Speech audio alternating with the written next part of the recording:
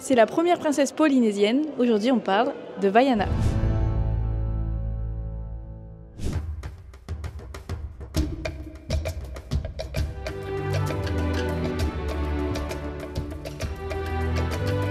Tout a commencé avec un duo bien connu des studios Disney, Ron Clements et John Musker. Ils ont surtout beaucoup travaillé sur les films Disney des années 80-90, comme par exemple La Petite Sirène, Aladdin ou encore Hercule. Et en 2009, ils viennent de réaliser La Princesse et la Grenouille. Et pour le prochain film, ils ont l'idée d'adapter un livre de Terry Pratchett. Mais malheureusement, ils vont avoir des problèmes de droit d'auteur. Ils vont pas avoir l'autorisation d'adapter l'histoire. Alors il faut qu'ils trouvent une autre idée. Et pour ne pas avoir de problème cette fois-ci avec les droits d'auteur, ils vont se dire que c'est mieux d'inventer une histoire ou alors d'adapter une légende qui existe déjà. Et dans leurs idées, il y a la fameuse légende de Maui. C'est une légende polynésienne où Maui est un bébé abandonné à la naissance par sa mère et plus particulièrement jeté dans la mer. Voilà, donc ça commence bien cette histoire. Et heureusement pour Maui, c'est le dieu de la mer qui va le sauver et l'éduquer. Et heureusement pour sa famille, Maui n'est absolument pas rancunier puisqu'il décide, une fois qu'il a grandi, de retrouver sa famille. Donc il va retrouver sa mère et ses frères. Et quand il va se présenter en tant que Maui, sa famille ne va pas le croire.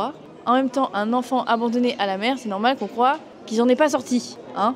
Donc pour convaincre sa famille que c'est bien lui, Maui va devoir faire quelques miracles, quelques tours de magie pour prouver que c'est bien lui, pour prouver que c'est bien un demi-dieu. Et donc après ça, on va avoir plusieurs légendes qui vont raconter ce que Maui a fait pour les hommes, comme par exemple la fois où Maui a attrapé le soleil pour le gronder très très fort parce que les journées étaient trop courtes et que ça permettait pas aux humains de travailler assez longtemps pour subvenir aux besoins du village, etc., etc. Maui a forcé le soleil à rester plus longtemps et donc à rallonger les journées. Si on pouvait faire ça en hiver, plutôt qu'il fasse nuit à 17h, ce serait cool. Maui si tu passes par là. Donc c'est ce demi-dieu, ce personnage Maui qui va inspirer les réalisateurs pour créer la nouvelle histoire du prochain film. Et donc pour ça, il faut d'abord se renseigner sur cette culture et ils vont lire beaucoup de livres, mais aussi des documentaires sur les îles du Pacifique, comme par exemple Navigator, Pathfinders of the Pacific. Ce qui va leur permettre d'en savoir plus sur l'histoire des îles du Pacifique, mais vous vous en doutez, ça ne suffit pas. Donc qu'est-ce qu'il faut faire? C'est à vous. Si vous regardez les vidéos, vous savez ce que je vais dire. Pour l'équipe technique, direction les îles du Pacifique.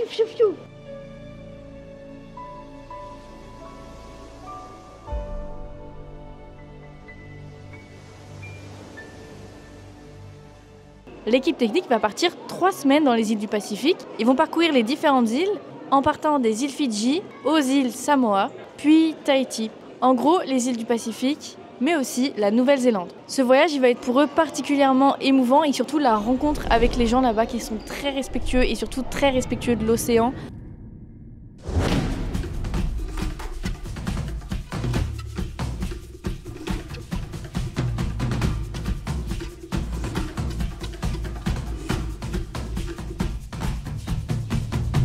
Et ils vont même rencontrer un chef de village qui va les inviter sur une pirogue traditionnelle et qui va leur expliquer ce lien très fort qu'ils ont avec l'océan. When we were in Fiji, a navigator, fisherman, sailor named Angel, who was the talking chief of the village, he took us out on the water in a traditional canoe.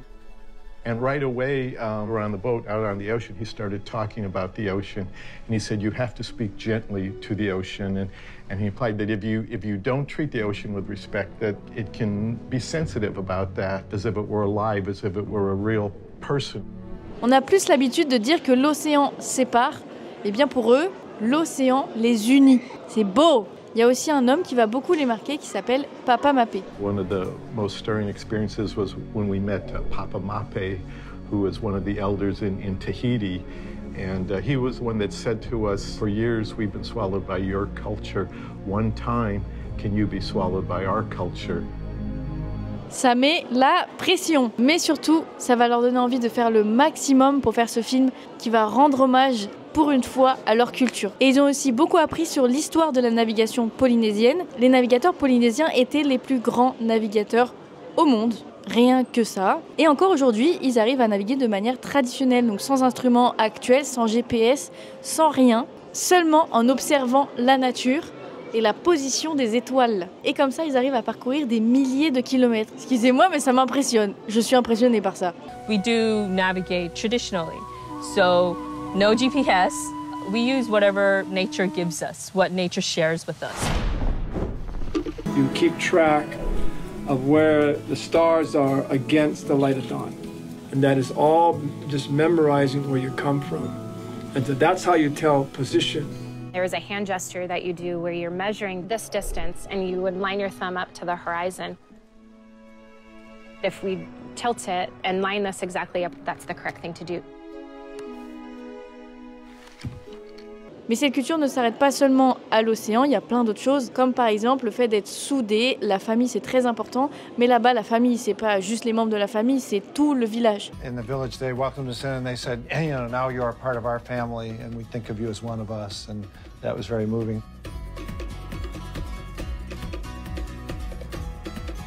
C'est qu'ils sont tous ensemble, tous soudés, et c'est très important que les anciennes générations racontent les histoires des ancêtres aux nouvelles générations. Donc comme dans le film, quand la grand-mère de Vaiana, Tala, raconte l'histoire des ancêtres et qu'elle raconte aussi l'histoire de Maui. We are really happy that Disney has brought this relationship between Moana and her grandmother, and the way also the grandmother will tell the story at the beginning. Teka et les monstres des ténèbres sont toujours à la recherche du cœur. My grandmothers, both sides, were telling us stories of Maui, of all the heroes of that time, and also of our ancestors. How did we arrive over there? Et en voyant ça, les réalisateurs ont vraiment souhaité que les locaux participent à la production du film pour que ce soit le plus réaliste possible. Donc ils vont créer un groupe, l'Oceanic Story Trust. C'est un groupe de spécialistes avec un peu de tout, pêcheurs, tatoueurs, archéologues, etc. Enfin bref, pour avoir un point de vue sur le plus de choses possibles. Donc les réalisateurs vont faire plusieurs voyages pour à chaque fois venir les voir et leur demander leur avis pour vraiment qu'ils soient impliqués et que cette culture soit représentée au mieux. It's probably one of the things I respect the most about this whole process. The directors and the producers and a lot of the animators and illustrators have come here not just once, you know, not just twice.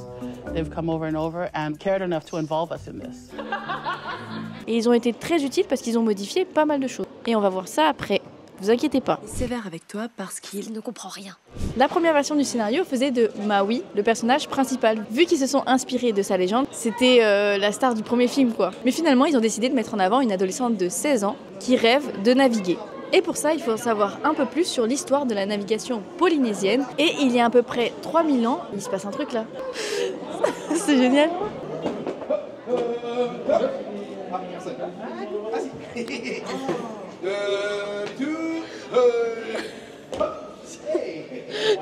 Donc il y a à peu près 3000 ans, ils migraient d'île en île. Et à un moment donné, on ne sait pas pourquoi, ils ont fait une trêve de la migration, donc ils ont arrêté de naviguer. Et ils n'ont pas arrêté quelques jours ni quelques mois, ils ont arrêté 1000 ans. Ça fait beaucoup. Donc là, peut-être que vous voyez où je veux en venir, mais les réalisateurs se sont dit que c'était le moment idéal pour l'histoire. Une ado de 16 ans qui rêve de naviguer et qui comprend pas pourquoi il y a cette trêve. Et comme on ne connaît pas réellement les raisons de cette trêve, on peut raconter ce qu'on veut, donc pourquoi pas rajouter l'histoire du demi-dieu Maui. Et comme je le disais tout à l'heure, le groupe de spécialistes vont beaucoup aider à l'écriture du scénario et ils vont faire modifier des choses. Comme par exemple au début du film, quand Vaiana n'a pas l'autorisation de son père pour naviguer, elle va être furieuse, en colère. Donc il va falloir des plans pour montrer sa frustration et au départ elle devait jeter des noix de coco dans la mer. Là il y a un truc qui va pas. Mais heureusement le groupe de spécialistes est intervenu pour dire que personne ne ferait ça. Personne ne va jeter de la nourriture comme ça dans la mer parce qu'il est énervé. Ça n'arrive pas, c'est pas possible, c'est pas du tout réaliste. Et en plus de ça, la noix de coco c'est sacré. Ça n'a aucun sens, voilà. Donc ils ont dû modifier cette scène et Vaiana, pour montrer sa frustration, jettera des bouts de bâton dans le sable. Ça fait de mal à personne et ça gaspille rien. De tels propos devant ton père. D'autres choses ont été modifiées, comme par exemple, dans un des premiers scénarios, Vaiana avait 6 frères. Il y avait même une scène avec ses frères où elle faisait une course de pirogue organisée par son père pour savoir qui allait partir avec lui à Te Fiti. Donc oui, tout le scénario était assez différent et à ce moment-là, Vaiana avait un talent pour la navigation. Elle était plus douée que ses frères.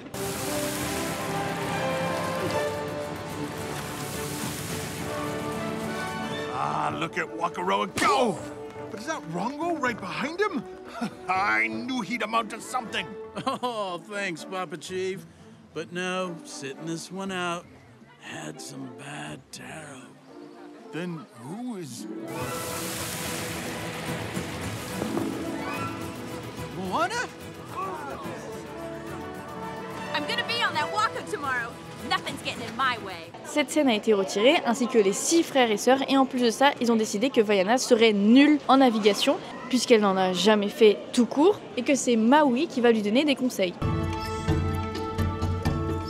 mesure la distance des étoiles. On fait pas coucou à la grande ours. Il y avait une autre scène aussi entre Vaiana et son père, où justement ils étaient sur une pirogue et ils parlaient de navigation. À ce moment-là, dans le scénario, ils naviguaient, mais seulement pour aller sur 2 autres îles voisines et pas plus loin. Et Vaiana, elle comprenait pas pourquoi ils partaient pas découvrir d'autres terres.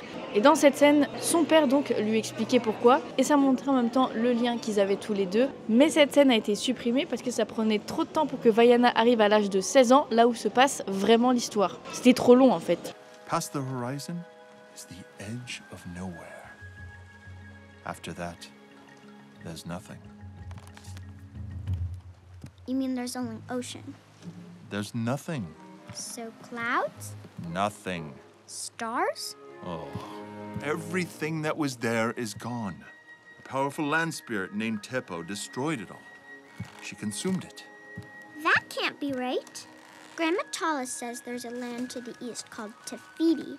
She says our ancestors told us about it. Your grandmother doesn't know everything. Fais-moi confiance.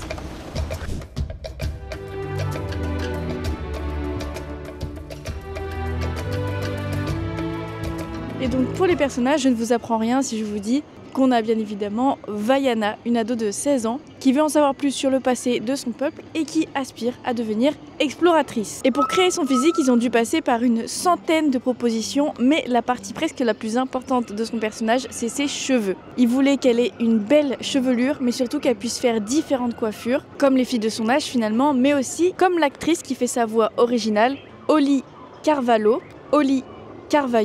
Et si elle a été choisie, c'est pas pour rien. Déjà parce qu'elle a le même âge que Vaiana, donc 16 ans, et aussi parce qu'elle a des origines tahitiennes. Donc elle est parfaite pour le rôle, et ce sera aussi son premier rôle au cinéma, même si c'est que la voix. C'est quand même un beau projet. I've never done anything like this. I did backyard plays and I sang in the choir, but aside from that, this would be my first real role. Et cette actrice, elle va souvent jouer avec ses cheveux, ce qu'on va retrouver chez Vaiana. Mais c'est pas tout. Pour rendre les cheveux encore plus réalistes, ils vont faire appel à une Tahitienne qui fait partie de l'Oceanic Story Trust, qui va venir dans les studios et qui va faire différentes vidéos pour voir comment réagissent les cheveux en toutes circonstances, donc en marchant, en courant, avec de l'eau, avec du vent, etc. Mais il n'y a pas que le physique qui est important, il y a aussi les habits, puisque les couleurs de ses vêtements ne sont pas choisies pour rien. On va partir du orange et elle finira le film en rouge pour montrer son évolution, qu'elle est devenue une femme forte, etc. Et son collier aussi a été réfléchi puisque c'est un collier qui est fait avec un coquillage d'abalone. Et ça suggère un lien entre la terre et la mer, comme quoi juste avec son collier, on peut en savoir un peu plus sur elle. On a aussi Maui, le demi-dieu, qui par malheur a volé le cœur de Tefiti et qui a mis tout le monde dans la mouise. En fait, c'est Maui, métamorphe, demi-dieu du vent et de la mer, idole des hommes. Je t'ai interrompu, recommence, idole des hommes.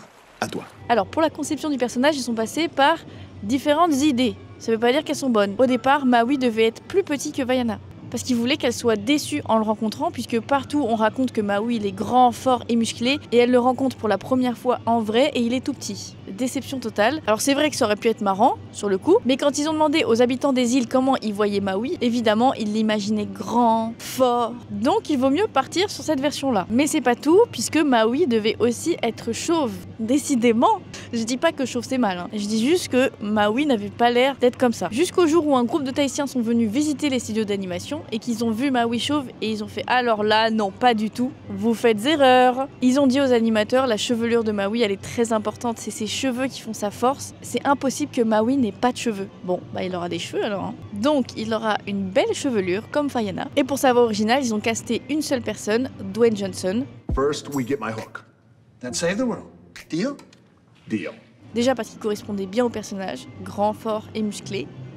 C'est pas moi qui l'ai dit. Mais aussi parce qu'il a des origines polynésiennes, donc forcément ça colle encore plus avec le personnage. The biggest reason I wanted to be a part of the movie was it was the opportunity to showcase a culture that's very important to me. It was the opportunity to showcase my culture. Et il y a autre chose de très important chez Maui, ce sont ses tatouages. Même si tous les autres hommes du village ont des tatouages puisque ça fait partie de la culture polynésienne, Maui en a quand même beaucoup. Parce qu'il montre tous ses exploits, toutes les légendes racontées autour de Maui, les vraies légendes. Comme le fait par exemple qu'il ait capturé le soleil, ces légendes-là existent vraiment. Parce que comme je disais, dans cette culture, c'est très important que les hommes soient tatoués, ça fait partie de leur vie, ils sont obligés de passer par là, mais en plus c'est pas les mêmes méthodes que les nôtres, c'est des anciennes méthodes. Imaginez nous comment on a mal, alors imaginez eux avec leurs anciennes méthodes, comment ils doivent souffrir. Mais si tu veux être un homme, il faut passer par là. C'est plein de petites aiguilles comme ça qui viennent taper direct. Oh là là, j'ose même pas imaginer la souffrance que ça doit être. Mais pour être un homme, dans cette culture, il faut passer par là. C'est obligatoire. It takes days to do it. It's very painful.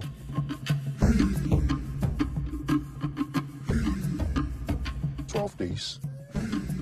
It's the most painful thing that you can ever do in your life. If you want to take the journey, you gotta feel every single strike.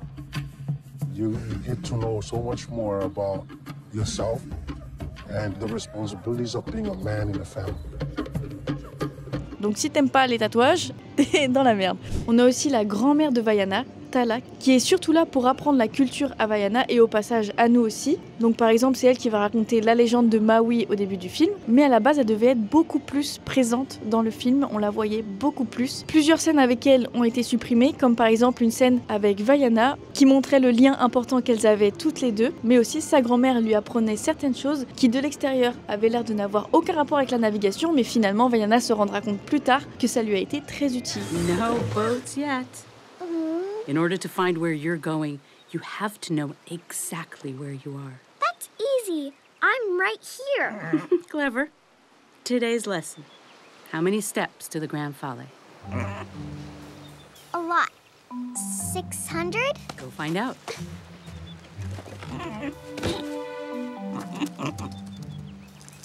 Oh, wait. You count. Little beads until a big bead. Every 68 steps. Il y avait une autre scène aussi de Tala avec son fils, le chef du village, où ils étaient pas du tout d'accord à propos du récif. Alors que actuellement dans le film, on sait pas trop vraiment ce qu'elle pense, elle fait un peu des sous-entendus, mais dans cette première version, on savait vraiment ce qu'elle pensait, de quel côté elle était, de celui de Vaiana, et qu'elle pensait clairement que c'était l'élu. I've seen things. She is different. So you want her to go out there and die? Like father did? Like the others did hundreds of years ago? You'd really let her do that? Nobody is going to let that girl do anything. Moana will contribute to this village like everyone else. That is her future. If she wants to be on a boat, she can go to the far island for chickens and pigs. But no more talk of navigating. So says your chief. Fine. But this is small thinking and fear talking. So says your mother.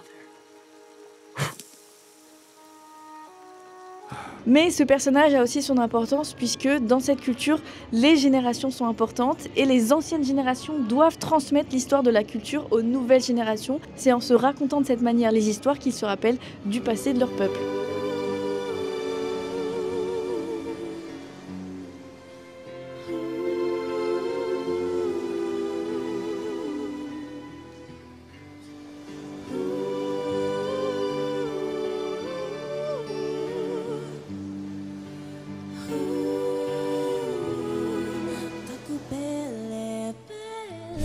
L'océan est mon ami.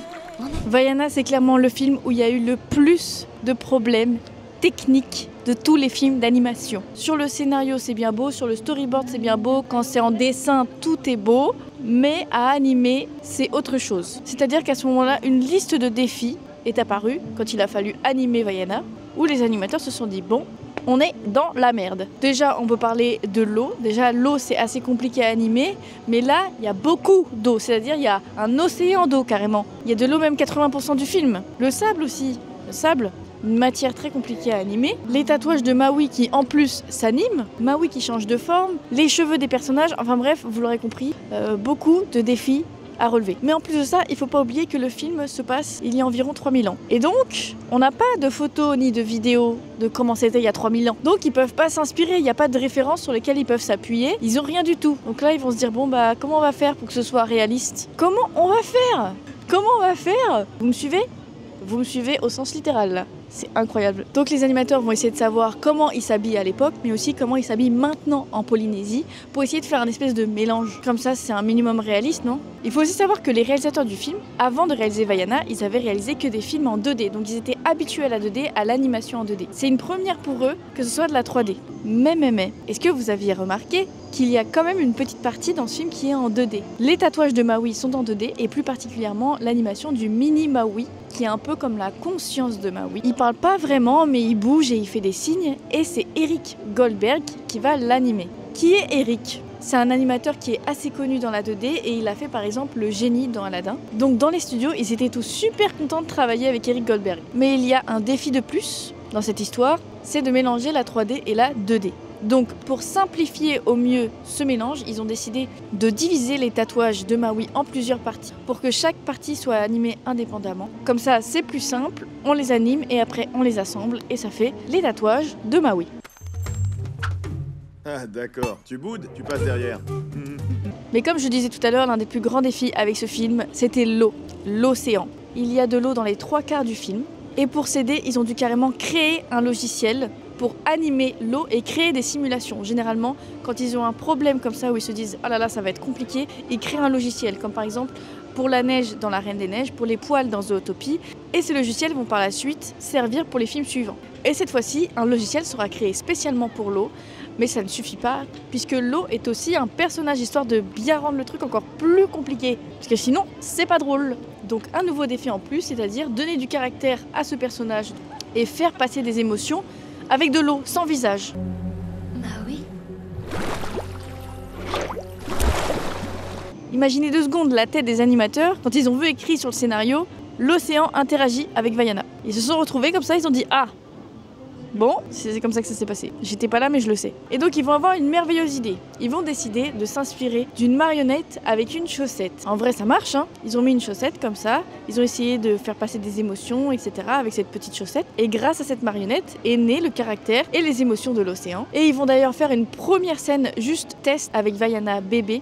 Mais ils vont trouver la scène tellement mignonne qu'ils vont même changer le scénario juste pour l'intégrer dans le film. C'est la fameuse scène du début. Si tu te mets à chanter, je te préviens, je te tape. Dans la culture polynésienne, la musique elle est beaucoup centrée sur les voix et les percussions. C'est marrant parce que c'est ce qu'on va retrouver dans les musiques d'ambiance du film. Quelle coïncidence, c'est fou non ? L'équipe du film, pendant leur voyage de recherche, déjà ils vont voir une star polynésienne qui s'appelle Opetaya et avec lui ils vont aller en Nouvelle-Zélande au mois de mars pour un festival qui s'appelle le Pacifica Music Festival où des groupes qui viennent de différentes îles vont venir chanter et danser. Bon, c'est le principe d'un festival un peu, mais du coup c'est parfait pour s'inspirer et créer les musiques. C'est à ce moment-là que les 2 compositeurs vont se rencontrer pour la première fois. Donc on a Lin-Manuel Miranda qui a fait les musiques d'Encanto, pour vous donner une idée, et Mark Mancina qui a composé les musiques de Frères des Ours, Tarzan, aux côtés de Phil Collins. Donc là, c'est plutôt une bonne équipe et ils vont travailler en plus avec la star polynésienne Opetaya. Donc imaginez juste 2 secondes la rencontre de ces 3 personnes pendant un festival. En fait, vous n'avez même pas besoin d'imaginer parce qu'on a les images. C'est ça qui est beau avec Internet. 1, 2, 3, 4, 5, 6, 7, 8. I won a dance contest, which is pretty crazy because they were asking for audience volunteers. And man, that really blew me away. You know, he goes up there and he just does it.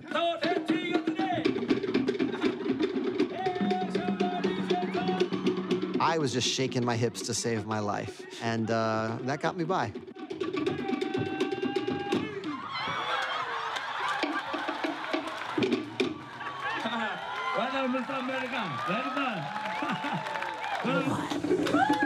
Dites-vous que là, c'est du travail. Là, ils sont en train de travailler. Est-ce que c'est pas le meilleur travail au monde, franchement ? Donc après avoir bien rigolé, tous les 3 vont partir dans un studio d'enregistrement au fin fond de la Nouvelle-Zélande. Et au début, c'est très mal parti. Ils vont se dire, mais comment est-ce qu'on va s'entendre ? Tous les 3, on vient de 3 milieux complètement différents. On se connaît pas du tout. Comment on va faire pour travailler ensemble, avoir de bonnes idées ensemble ? C'est compréhensible en vrai. C'est comme si à l'école, tu devais faire un travail de groupe avec des gens que tu connais pas. Je sais pas si vous avez déjà vécu ça, mais ça donne pas envie de le vivre. Mais c'est là justement qu'il peut se passer des très belles surprises. Quand ils vont commencer à travailler, on se rend compte qu'en fait l'alchimie passe très très bien et qu'ils vont finalement très très bien s'entendre et que justement c'est leur différence qui va faire leur force, puisque du coup ensemble ils vont avoir de très bonnes idées et ils vont chacun apporter leur petit truc quoi. Vous voyez ce que je veux dire ?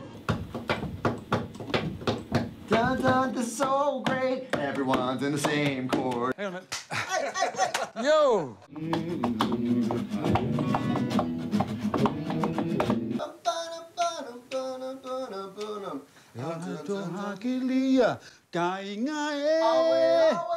C'est comme ça qu'ils vont composer leur première chanson ensemble qui est L'Explorateur, soit We Know the Way en anglais. Et tout ce travail va se faire très naturellement, de manière très fluide. Et pour cette chanson, il va y avoir un consultant qui s'appelle Idjilese qui va avoir l'idée de rajouter des chœurs pour que ça fasse plus Pacifique Sud. For me, it was really how do we capture the Pacific voice? So literally, how do we get the sound of the Pacific peoples?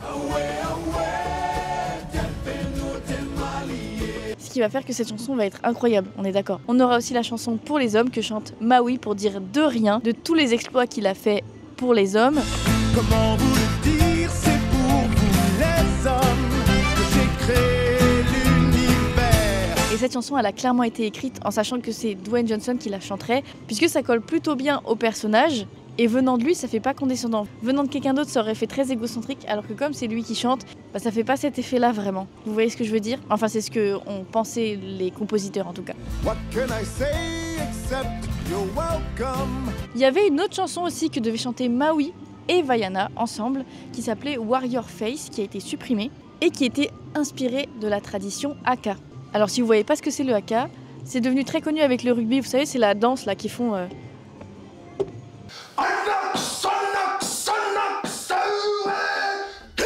C'est une danse très ancienne qui est faite pour faire peur aux adversaires justement. Et effectivement, ça fait un peu peur.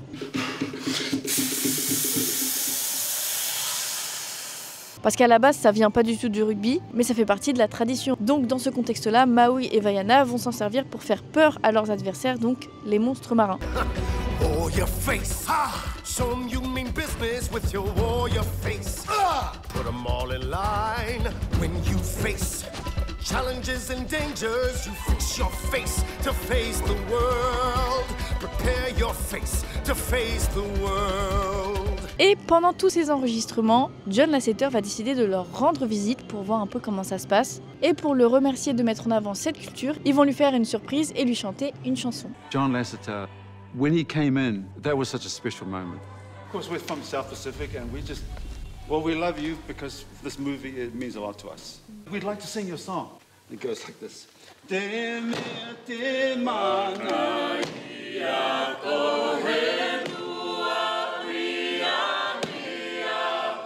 L'après-fif que tu viens de faire, c'était... Sans oublier les petits easter eggs dans Vaiana. Dans la scène avec Tamatoa, on peut retrouver la lampe du génie d'Aladin sur son dos, là où il y a tous les trésors. Et du même film, on peut aussi retrouver le tapis volant d'Aladin. On peut aussi retrouver les réalisateurs qui sont dessinés sur un tapis. Dans la chanson Pour les hommes, on peut voir Polochon de la petite sirène. Et il y a aussi plusieurs références à la Reine des Neiges. Dans le bateau de Vaiana, on peut retrouver des parties d'Olaf, comme par exemple son bras ou son nez. C'est un peu bizarre dit comme ça. Quand Maui tente de se transformer, on peut aussi apercevoir Sven. Et on a aussi le monstre des neiges qui s'appelle Guimauve, qui est représenté aussi sur une tapisserie. Alors là, celui-là, il faut vraiment observer. Parmi les Kakamora, il y en a un qui ressemble à Baymax, une référence au film Les Nouveaux Héros.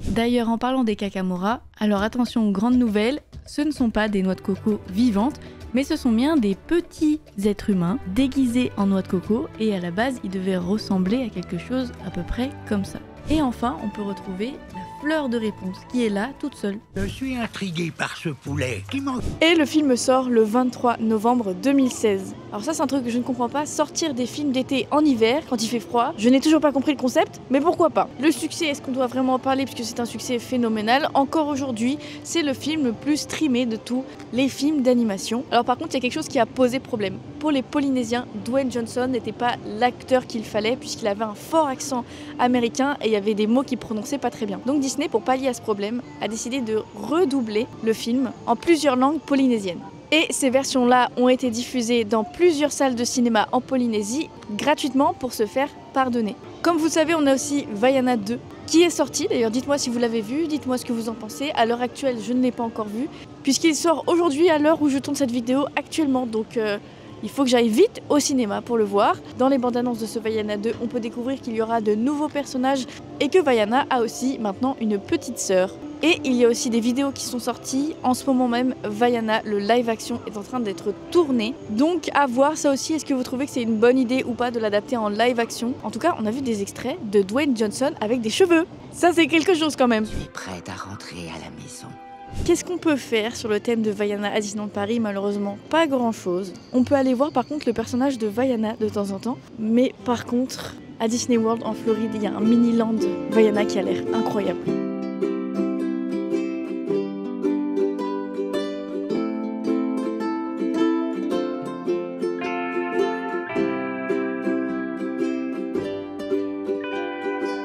C'est la fin de cette vidéo, j'espère qu'elle vous aura plu. Merci en tout cas de l'avoir regardée. Dites-moi si vous aimez Vaiana, si vous avez cliqué sur cette vidéo, normalement vous aimez Vaiana, si vous avez vu le 2, ce que vous en pensez du live action. Je vous pose quand même beaucoup de questions. En tout cas, merci d'avoir regardé cette vidéo et on se dit à la prochaine.